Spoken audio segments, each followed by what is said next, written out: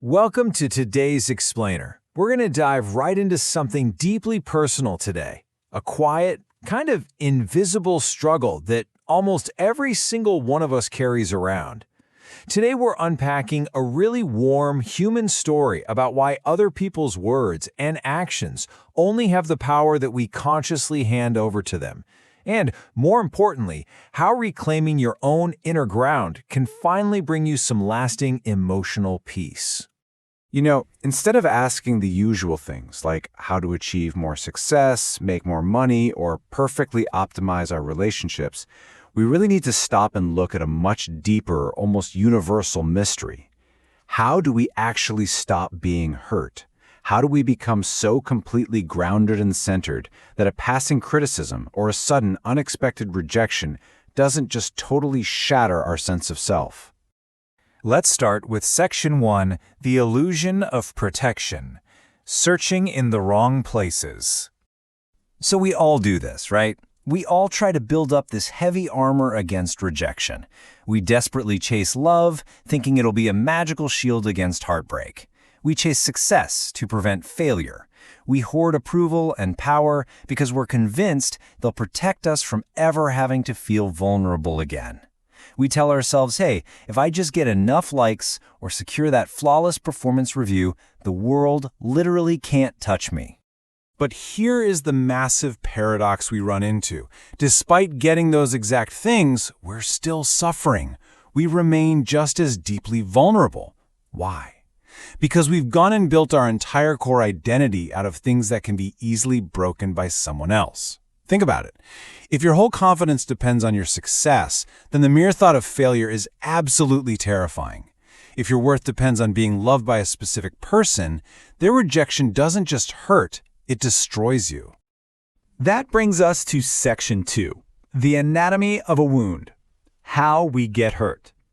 Let's actually look under the hood at the machinery of how we get hurt. It's basically a three-step trap. First, an event happens. A relationship ends, maybe a coworker sends one of those passive-aggressive emails. But the real suffering, it rarely comes from the event itself. Step 2 is where our mind rushes in to interpret reality and spin up a dramatic story. And then, in Step 3, our ego grabs onto it and forms a super fragile identity, whispering things like, I'm unworthy, or I'm a total failure. We've all spent hours agonizing over a completely trivial 5-minute conversation, haven't we? The original event was just a fleeting blip, but by attaching our identity to it, our minds can stretch a 5-minute disappointment into 20 years of suffering.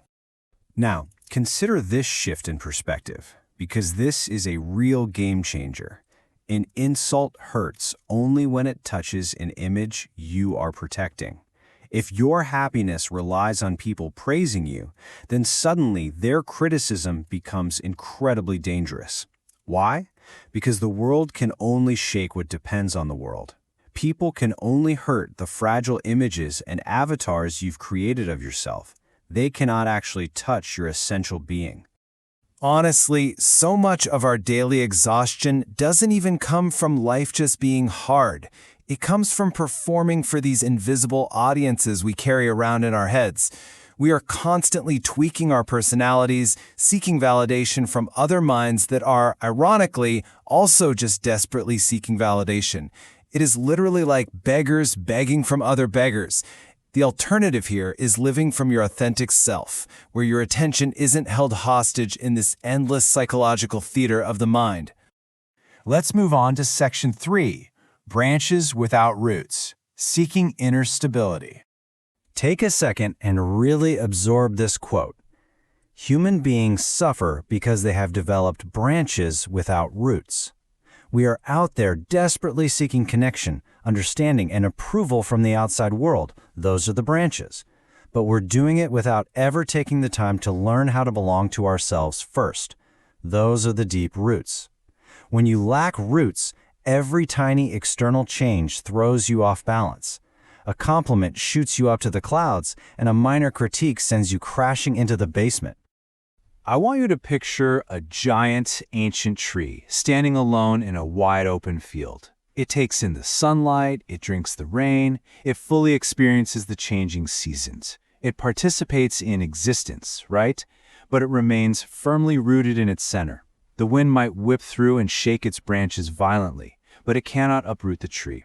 And that is exactly how we need to learn to face the ever-changing opinions and judgments of the world around us.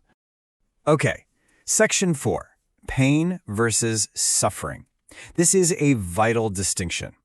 We absolutely have to separate these two realities. Look, pain happens naturally. It just does. A loved one leaves, a dream collapses, circumstances completely pull the rug out from under you. That is just the unavoidable cost of being human. But suffering? Suffering is the endless, looping mental story and the psychological resistance our minds slap onto the pain long after the fact. Suffering is when we refuse to let go of the pain and, instead, build an entire identity around it. And when people try to avoid that suffering, they usually fall straight into the trap of false strength. They think the secret to not getting hurt is emotional death, just getting totally numb, building massive defensive walls, or pretending that absolutely nothing matters to them. But closing your heart? That isn't freedom. It's just fear wearing a different mask. Sure, a stone can't be easily wounded, but a stone can't feel love either. Which leads us perfectly into Section 5, the witnessing presence, finding a deeper center. So if building giant walls around our hearts isn't the answer, how do we actually stop this cycle? How do we find that deeper center that the world can't mess with? Try to imagine your awareness as the ocean. Your thoughts, your fleeting emotions, the praise, the stinging criticism, those are just waves on the surface. Some are massive, some are barely a ripple. Emotional storms are going to roll in and out, just like weather moving across the sky. But the ocean itself, it never loses its profound depth. You are the vast ocean, not the turbulent waves. And that brings us to what true freedom actually means. A truly conscious, awake person doesn't feel less. They actually feel life way more intensely. They experience beauty, deep sorrow, and incredible love, but those experiences just move through them without turning into a psychological prison. They are completely vulnerable, but without being hopelessly dependent on a specific outcome. Let's look at our final section, Section 6, Inner Ground, Reclaiming Your Power. This is all about how to take back the immense power you've been unconsciously handing over to everyone else's opinions. And it all starts with a total shift in perspective.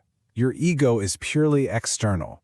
It's always panicking, asking, how can I manage their perception of me so they don't reject me? But your awareness, your deeper self, asks a much better question. What is it inside of me that feels so threatened by this rejection? By shifting your curiosity away from controlling external events and pointing it toward your own inner reactions, you stop trying to wrestle the world into submission and you finally start discovering true clarity. So, what is the actual practical path to feeling centered? Step 1. Just notice when your mind starts arguing with reality. Catch yourself doing it. Step 2. Simply observe the emotions moving through you. Remember the ocean. Just watch the weather pass. And step 3. Allow yourself to rest in that silent, spacious awareness beneath all the noise. This is exactly why practices like meditation are so powerful. They literally create the space for you to witness your own psychological drama without immediately fighting it or grabbing onto it. Because here is the absolute truth of the matter.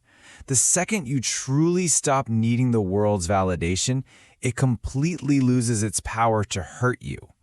Once you realize deep in your bones that your core value cannot be handed to you by someone else, you also realize it can never be taken away by them either. You finally stop abandoning yourself every single time the wind changes direction. Freedom is the discovery of something within yourself that difficulty cannot take away. When you finally touch that deeper center, you discover this incredible, quiet fearlessness. It's a profound sense of peace that comes from knowing exactly who you are, far beyond the ever-shifting judgments, praises, and criticisms of society. You can remain totally open, totally alive, but you are no longer at the mercy of the storm. I want to leave you with this final, hopefully empowering thought to spark your own journey. Will you continue exhausting yourself, constantly defending those fragile branches and meticulously managing your image? Or are you ready to finally dig down and discover your deep roots? It really is time to stop abandoning yourself every time life gets messy and to finally come home to your own silent, unshakable center. Thank you so much for joining me on this explainer today, and I'll catch you next time.